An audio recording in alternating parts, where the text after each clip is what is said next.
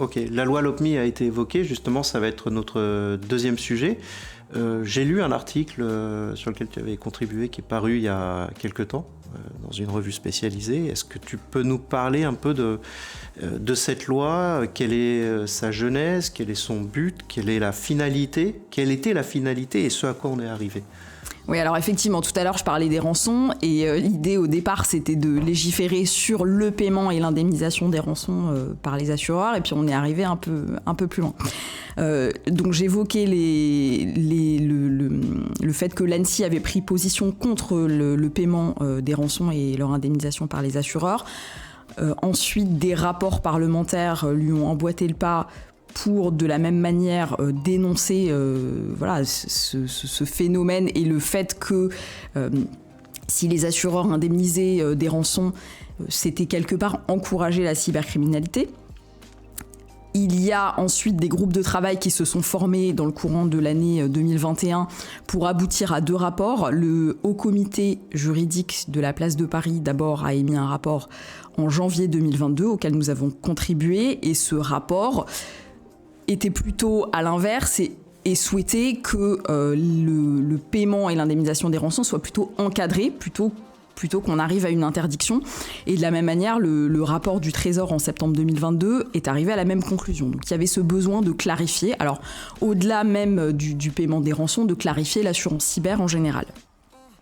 C'est comme ça que les débats sur la loi LOPMI ont été entrepris et malheureusement, ou heureusement, je ne sais pas, tout dépend de la position qu'on tient, mais cette idée de rançon a disparu des débats et aujourd'hui, on parle d'indemniser des pertes et dommages. Donc, juste pour rappeler, la loi LOPMI, ça a donné lieu à un article L1210-1 du Code des assurances qui prévoit que si l'on veut recevoir une indemnisation en vertu d'un contrat d'assurance, on doit déposer plainte à la suite d'une atteinte à un système de traitement automatisé de données dans les 72 heures de la connaissance de l'attaque.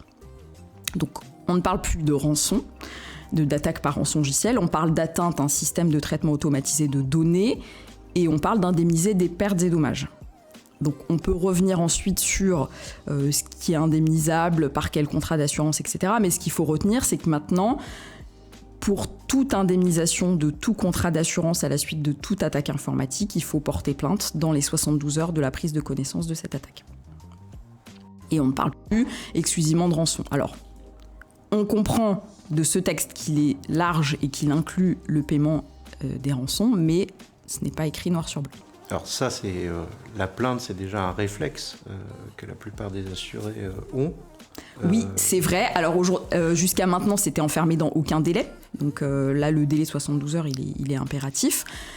C'est vrai que dans la plupart des cas de gestion de sinistre aujourd'hui, on avait des plaintes, ne serait-ce que dans la démarche de notification à la CNIL, c'était important aussi de montrer à la CNIL qu'on met tout en œuvre pour régler le problème informatique du point de vue juridique. Donc de la même manière qu'on fait sa notification à la CNIL s'il y a une atteinte aux données, on montre aussi à la CNIL qu'on a déclaré le sinistre à son assureur, qu'on a déposé une plainte, etc. Au-delà de ce qui était obligatoire aujourd'hui, enfin jusqu'à aujourd'hui, c'était d'informer les personnes concernées, etc. Mais c'est vrai que ça faisait déjà partie du set, on va dire, de mesures habituelles prises à la suite d'atteintes pour les assurés avertis, parce que on a aussi des gens qui sont moins coutumiers des attaques cyber et qui ont besoin de cet accompagnement et pour qui la plainte n'était pas forcément un réflexe. Est-ce que l'entrée en vigueur de la loi LOPMI a un impact dans la rédaction des polices ou dans le conseil qu'un courtier peut donner à ses assurés? Courtier. Nous, en tant que courtier, c'est vrai que ça augmente nos obligations, notre devoir de conseil, parce que même si dans le cadre de l'accompagnement qu'on fait dans la gestion des sinistres pour nos clients, aujourd'hui, effectivement, il faudra qu'on leur rappelle cette obligation de dépôt de plainte dans les 72 heures. Et puis, ça nécessite une certaine gymnastique sur la gestion de certains programmes avec d'assurances qui peuvent être avec des territorialités monde entier ou comment on va gérer un sinistre pour une police qui va être régie par le droit français avec une filiale qui serait située en dehors de France. Donc il va falloir on fait déjà ce travail, mais ça nécessite une certaine gymnastique, trouver l'autorité adéquate, équivalente à la gendarmerie ou au procureur de la République dans une autre juridiction, c'est pas nécessairement toujours aisé. Et puis le dépôt de plainte n'existe pas forcément toujours dans toutes les juridictions. Donc voilà, ça augmente forcément notre travail et notre devoir de conseil. Et après sur les wordings, je vais laisser Luc répondre peut-être pour biaiser, mais aujourd'hui ce qu'on voit c'est que au fur et à mesure les assureurs n'ont pas encore implémenté, mais ce qu'ils nous ont dit c'est qu'ils allaient au fur et à mesure effectivement prévoir ça dans leur CG. Nous après dans nos procédures sinistres maintenant on les a toutes mises à jour et on a inclus ce délai de 72 heures, cette obligation de dépôt de plainte. Alors si on revient sur le sujet des wordings, c'est pas nécessaire et la loi n'impose pas de modifier les wordings, donc qu'on les modifie ou pas derrière, qu'on rajoute le fait de rappeler qu'il y a un dépôt de plainte à faire, ça changera pas grand-chose. Donc nous, pour le moment, la décision, elle n'est pas prise, c'est-à-dire qu'officiellement, on n'a pas prévu de modifier les wordings. Après, s'il y a un assuré qui souhaite absolument, ou son courtier, qu'on rajoute dedans que le dépôt de plainte est obligatoire, ça n'a aucun impact, on le rappelle. De toute façon, le dépôt de plainte, il est obligatoire, que ce soit écrit ou pas. C'est la loi et ça doit être comme ça. Par contre, juste, comme l'émission s'appelle Regard croisé, je reviens un petit peu sur quelques points. Il faut bien voir que cette loi ne répond à aucun de ses objectifs premiers. On parlait du ransomware le premier et les rançons.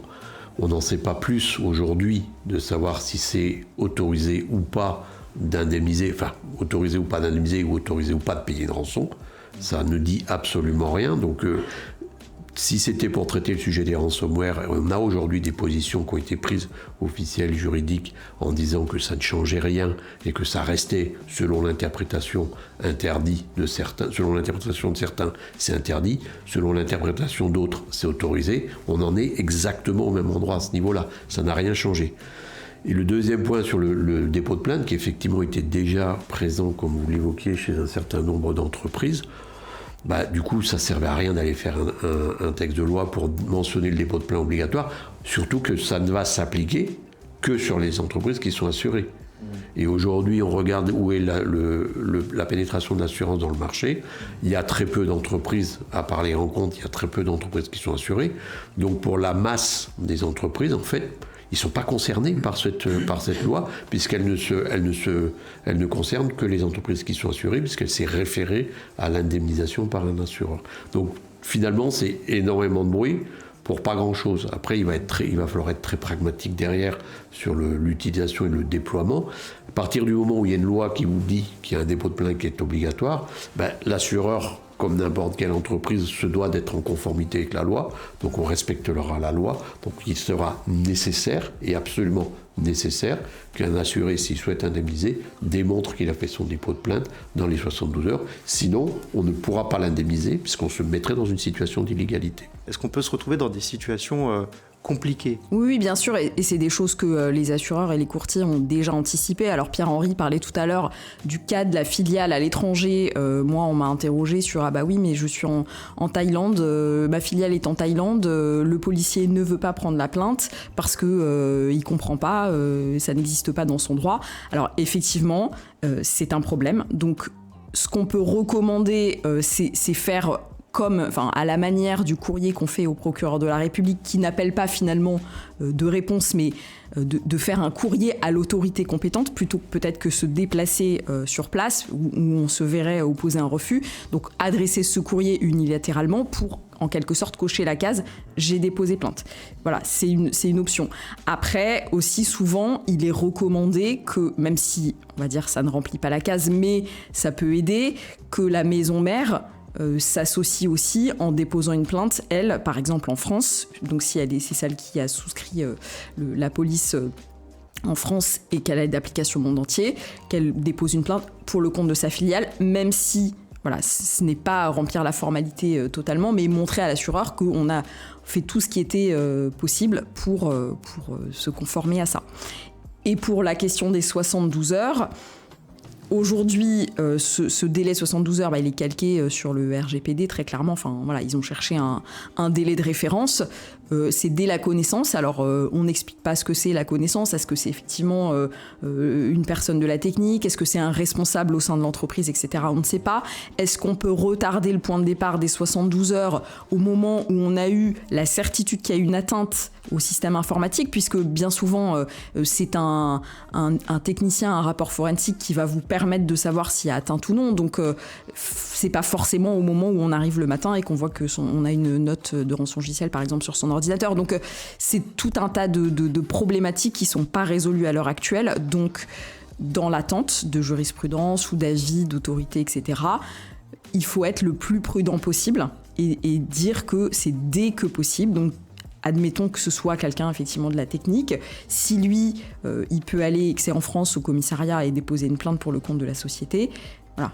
Il faut encore qu'il ait le pouvoir de le faire. Voilà, il faut qu'il soit délégataire. Alors, seul un délégataire de la société peut, mais admettons qu'un RSSI qui soit délégataire puisse le faire. Il faut le faire dès que possible. Et je reviens sur ce que disait Luc tout à l'heure. C'est vrai que l'objectif poursuivi par cette loi, c'était une remontée d'informations pour dire que les autorités, la police, etc. ont beaucoup de mal aujourd'hui à avoir de l'information sur les attaques cyber, mais l'objectif n'est pas totalement rempli puisqu'on a toute une partie invisible qui sont les entreprises non assurées. On peut quand même imaginer qu'il y ait des situations délicates dans le cas d'un dossier compliqué où l'assuré dit si j'ai pris connaissance, je suis allé tout de suite, mais que le forensique montre qu'il y avait des alertes bien visibles, non pas 72 heures avant, mais peut-être une semaine avant, et qu'on met ça devant les yeux de l'entreprise en lui disant mais si, regardez, là c'est des alertes, vous êtes spécialiste, vous savez bien que ça veut dire qu'il y a une attaque. Donc on peut se retrouver aussi dans des situations un peu gênantes après, qui peuvent amener des discussions. Sur l'application des garanties. Vous évoquiez le rapport forensique, mais le rapport forensique peut dire non, vous n'avez pas eu connaissance à ce moment-là, vous nous dites avoir eu connaissance, alors je fais mon expert un peu pointilleux, mais le rapport forensique montre que là vous avez un SOC avec des gros voyants qui ont clignoté 5 jours avant. Donc on n'est plus dans les 72 heures. Oui, et puis là, on rentre dans d'autres problématiques qui relèvent de l'application même des garanties, je veux dire, et qui auraient pu se produire avant même l'OPNI. C'est-à-dire que, on a peut-être déclaré des choses ou pas, et ça pose des problèmes pour l'application des garanties. Si on parle des SOC, est-ce qu'il faut aller recommander aux entreprises d'aller déposer plainte chaque fois qu'il y a le SOC qui allume une lumière? Oui, peut-être que ça ferait comprendre aux législateurs la problématique de la loi. Non, mais après, derrière, de toute façon, il faut être très, très, très, quelque part, pragmatique. Il y a une loi. Personne ne l'a demandé, cette loi. Ni les assureurs, ni les assurés, ni les courtiers, ni les avocats. Personne ne l'a demandé, cette loi. Donc, il va falloir l'appliquer.